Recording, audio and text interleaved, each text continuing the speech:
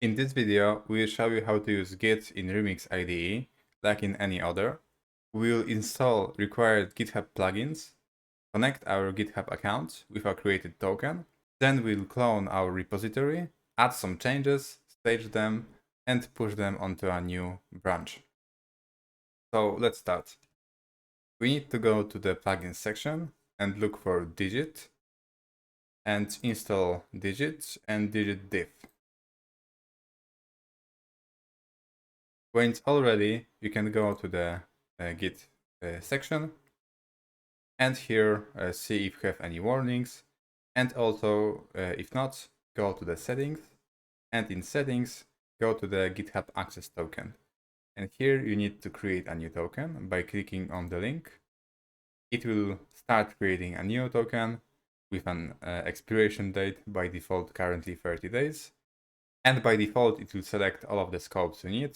You don't need to select anything else. It grants the access to the whole repository, so to committing, pushing, and creating new branches, whatever you need. So leave it as it is and generate the token, maybe even change the expiration date if you want. So now back to Remix. You can see that we have the token, username, and email. So just put your data here.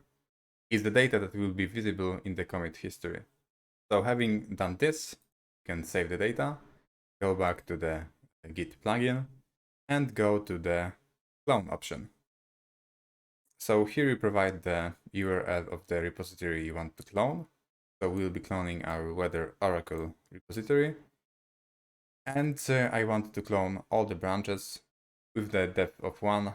So I won't have the full commit history, I'll just have the source code. So it says that cloning will create a new workspace, but it's great for us. So I'll click yes. And now I need to accept the terms and make sure to do it fast, otherwise I'll have a timeout. So we need to read fast. And now it's cloned, so we can go to our files and see that we have the exact repository cloned here. So say I want to create a new README. Won't be sophisticated. And it's my rather simple change. So we can immediately see that we have a difference that the plugin has found. So we can go to our source control section and we can stage the all of the changes. So using pluses or just stage all. So I'm staging all of the changes and I'll create a commit message. So call it add readme and I'll commit it. Now I'll go to branches and I'll create a new branch. I'll call it readme. And now we have a new readme branch, so I can check out there. It says that it will remove the uncommitted files, but we committed the readme, so I'll click yes. And now let's go to the push section, where I'll scroll down. And here you can see that we have our push to readme local branch, and also making sure that we push to the readme remote branch. So it will be created on the remote too. And now I'll just click on push. And it's been pushed to GitHub. So if I go there, I can see that a new branch was created less than a minute ago. So I can create a pull request now.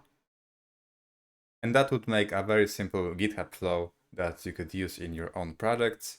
So you no longer have to treat Remix as a IDE only for experimenting. You can actually have version control here and track all of your changes to work with other people. If you want to know about all of the other useful features coming to Remix, make sure to subscribe to our channel and we'll make sure to create new videos when they show up. Thanks and see you next time.